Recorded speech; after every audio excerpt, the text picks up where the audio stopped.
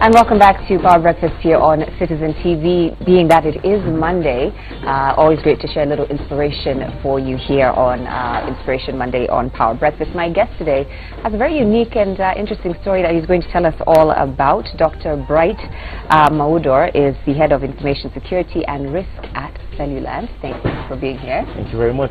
All right, so can we begin with the fact that you got your PhD at the age of 28? Yeah. You're now 29? I just turned 30 last week. Okay, well, happy belated. Thank you. So tell us a little bit about, how you got into this world. Was it something that from a young age you were fascinated with computers, or how did that all start? Yeah, so when I was 6, my dad introduced me to computers. Just a very huge, big briefcase computer. And it was pretty interesting that it was doing something. It was typing and everything. I got fascinated by that.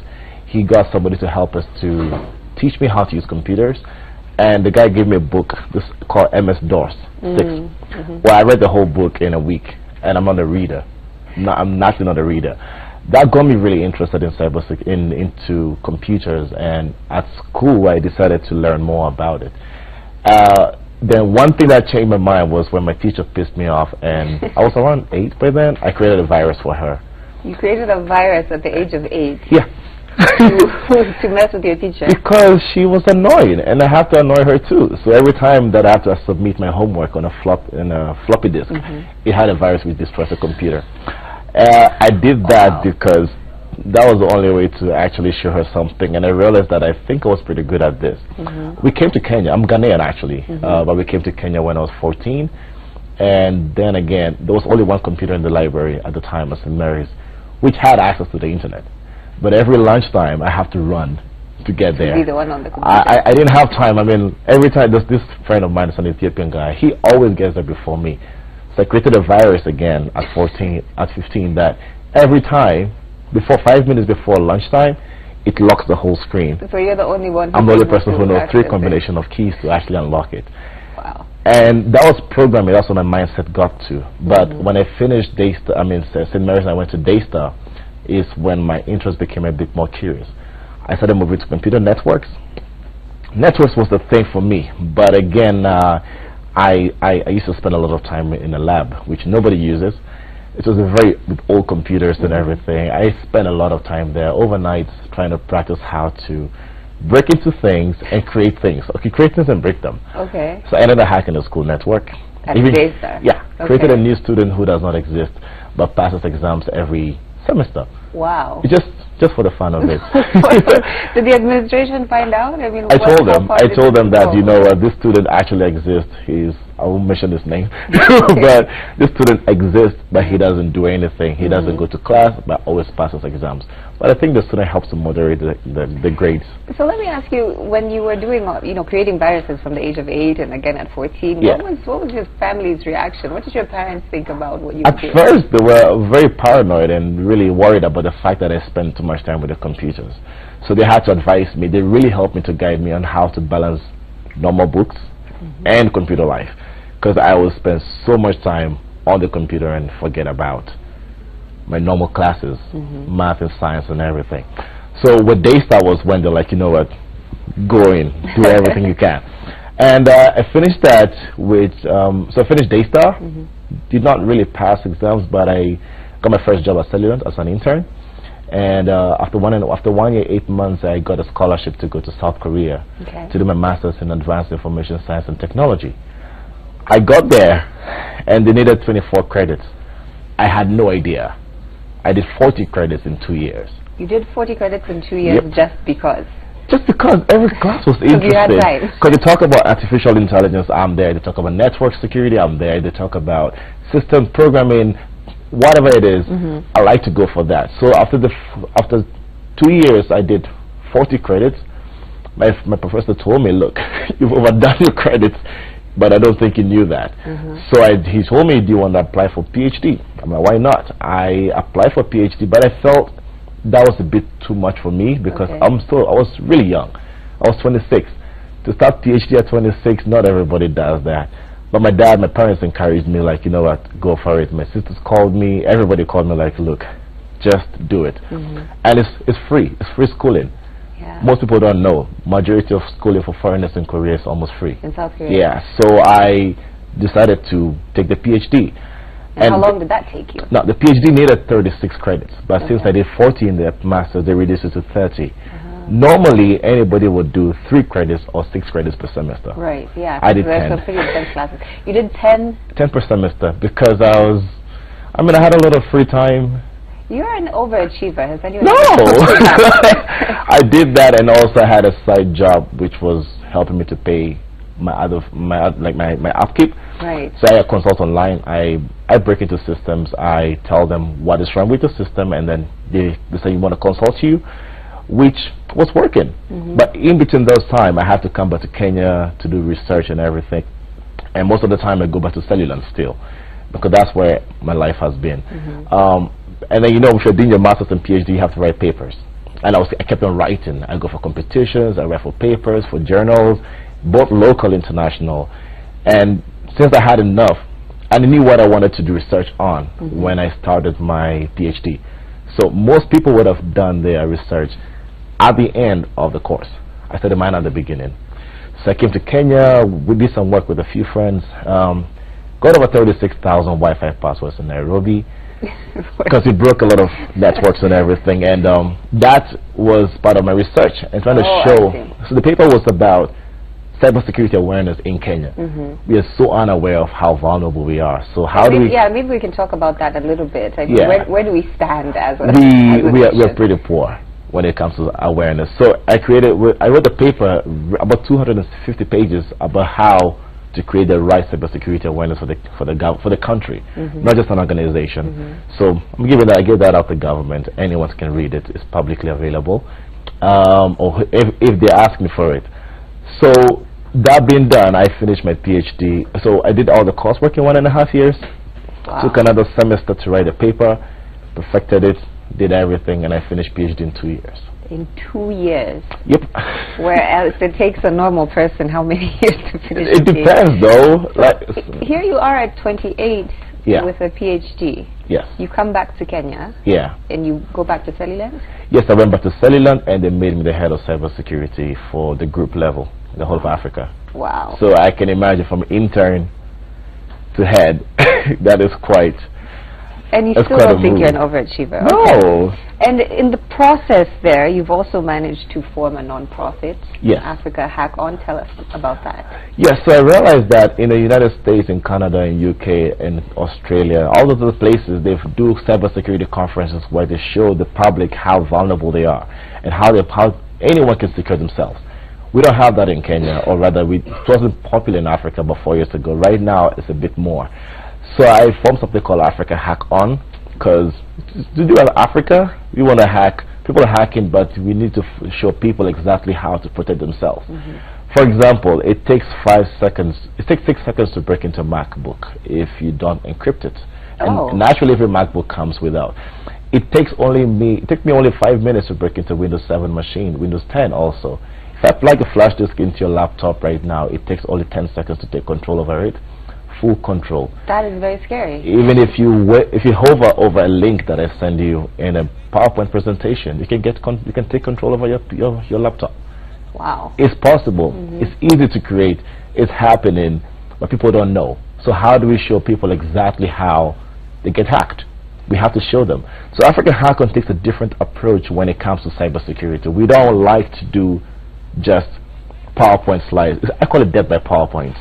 We get bored about that. We can all read. Right. So we need to practice practicality. So we do live demonstrations every single time. This is the 4th year we did it.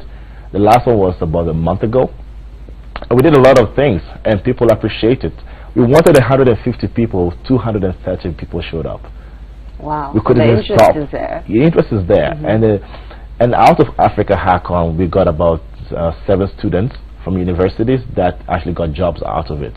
Because we went Africa Hack On, every money that we get from the conference, after paying for food and the meals and the venue, we take the money, we plow it back into the universities. So we've gone to about 12 universities right now where we actually teach cybersecurity for 2 days and they don't pay for anything. And trust me, that has generated a lot more interest in the cybersecurity industry, because right now we lack more than 10,000 skills in the country. Wow. We need that much. Organizations are getting hacked, banks are getting hacked, but they don't know how to secure themselves. Yeah. So we are trying to change that industry. Maybe you can talk a little bit about how harmful these hacks can actually be. You know, because sometimes we tend to think about it as just, oh, they get into your computer or whatever, but what is it that someone is able to do once they hack into an organization or like a bank, like you're talking about? What's the damage? They can literally take control over the entire bank. They can become their bank. A hacker can take over a bank and lock out every single system. Recently, we heard about the whole ransomware that has been going around. Right. That only takes you to open a Microsoft Word document.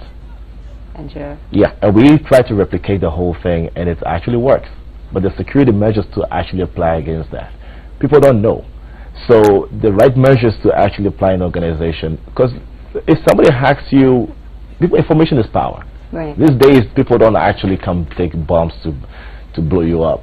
It's information. So if somebody can actually release information about where you live, what you do, your full name, your ID number, and all that kind of information, is detrimental to your health, to your entire lifestyle. Now, if somebody releases that for, let's say, an insurance company, for example, or hospital, the reputation goes down. And reputation goes down, meaning you're going to lose customers, meaning you're going to lose revenue. So there's a lot that can come out of somebody being hacked in an organization, and we tend to take it lightly.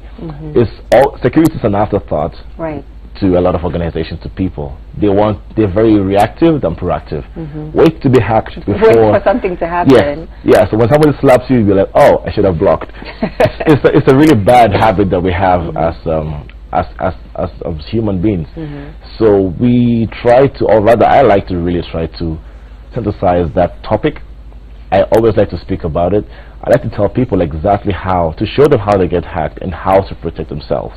Because in a bank, guess what? It takes only one person to get hacked. And the information for the whole organization to get hacked. So yeah, we are vulnerable. Yeah. We're going into elections next week, and you know, I'm sure that's a concern for Kenyans. That's true. Of how secure our systems actually are. With the whole electoral process. What are your thoughts? Well, I don't know what mechanisms that the government is taking to protect the systems, but we've been assured. I saw that, I read on TV when they assured us that the systems are hack-proof. So we just hope for the best. They've consulted about 3 organizations against cybersecurity. So we believe that those organizations have done well enough to be able to protect the systems against hacking. So my advice to them would be actually user management. Who has access to these systems, they should just scrutinize them properly and have the right methodologies. Otherwise, I don't think we should be worried about it. Okay. Yeah. So back to your job at Cellulant. What's your day-to-day life like there? What do you actually do? So I do something we call a purple team. Purple team is a blend of blue team and red team. I have tried to hack the systems we have in order to protect them.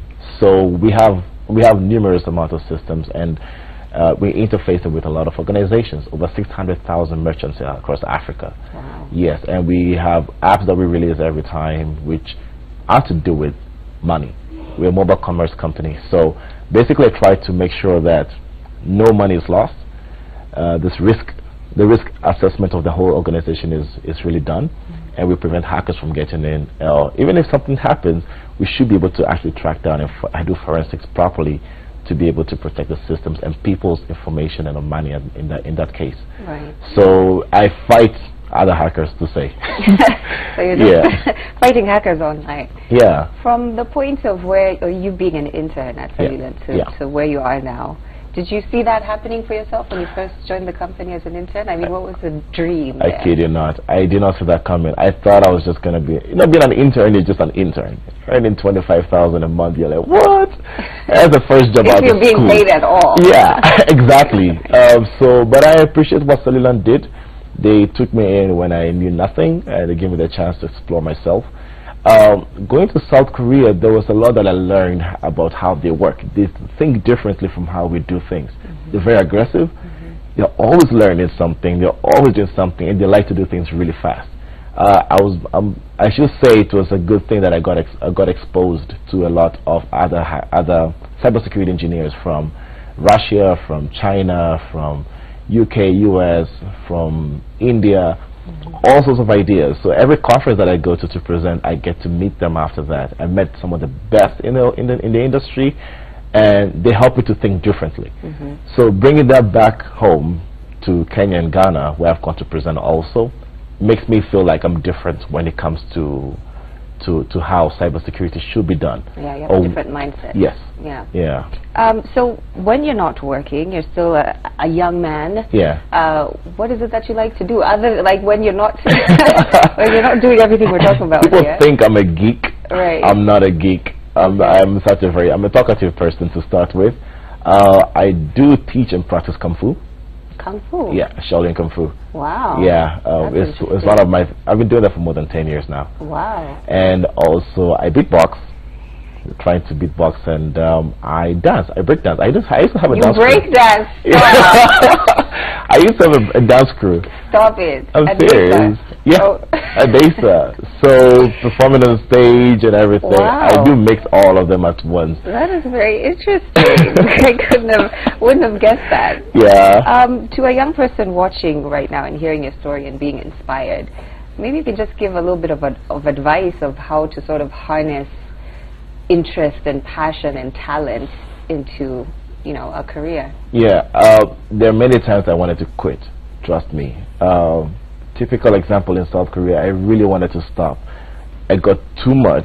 There was too much pressure, because trying to balance your normal schoolwork with a normal life and trying to work online to earn money, to gain skills, is too much. Yeah, and the drive, that what took me forward is knowing that there's a good end to it. A lot of people right now, a lot of young people right now think you need to make money really, like now. They don't want to learn. They're not patient. I sometimes ask for CVs for somebody and they forward it to me. I'm like, look, a little bit of effort is all it takes. Why can't you just create a fresh email and send me a document? Why do you have to forward? So I see a lot of aggressiveness that we need to have. You need to be aggressive. You need to be exploring to see what avenues are out there. And I thought I was going to concentrate on just one area. Like right now, people think I do just cybersecurity, but I do other things. I do product design. I try to design applications, or before you even design anything or create any stuff, I try to tell you, these are the ways, this is where you're likely to fail. So I do learn, I try to be aggressive and forward thinking when it comes to all sorts of life. Not just limiting myself. Passion is there. Fine, you can have all the passion, but the passion will be meaningless if you don't apply them. It's always, I do tell young people, keep doing what you're doing, but don't rush it. Take it one step at a time. That's my biggest slogan. Yeah. And seeing that you are still young and you've achieved so much, yeah, what does the future look like for you? Do you have an idea of you know, where you want to go in your career, or are you just taking it a day at a time? Because once you get a PhD, you're going to get another PhD. I mean, no, I do try to take one day at a time. I want to start lecturing soon at universities.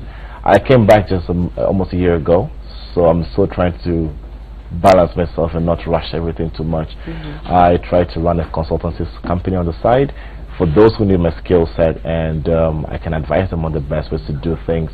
And also I really want to keep doing Africa Hack On, because a lot of good things are coming out of it. So many young minds have getting to discover that I would never have found out if I didn't do this conference. And yeah, people are doing amazing things out of it. So, well, the career will keep on going. I don't mind my 9 to 5. After my 9 to 5, I still do other things on the side after that. Yeah. Because look, we have so many hours in 24, right? and there's so much we can do with it. So I will never stop doing what I have to do. You have a very unique skill set that I'm sure someone might want to contact you after seeing this interview. Are you on social media? How can people get more information about Africa Hack On? Or? Yeah, if you go to brightzed.com, brightzed.com, all my info is there. It's a very simple website. Yes, it's pretty simple, trust me. You go to brightzed or brightgamely.com. You will find all the information there. My Twitter account is @brightzed, Facebook, Bright Gamely, And Instagram, the same thing, Brett Gamily. Okay. Yeah. Well, thank you so much for coming through this morning and educating us and sharing your inspirational story here on Power Breakfast. Dr. Bright Mawudor is the Head of Information Security and Risk at Cellulant. All right, Power Breakfast continues here shortly. Of course, do stand by for Citizen Extra coming up just after 9 o'clock. Good morning.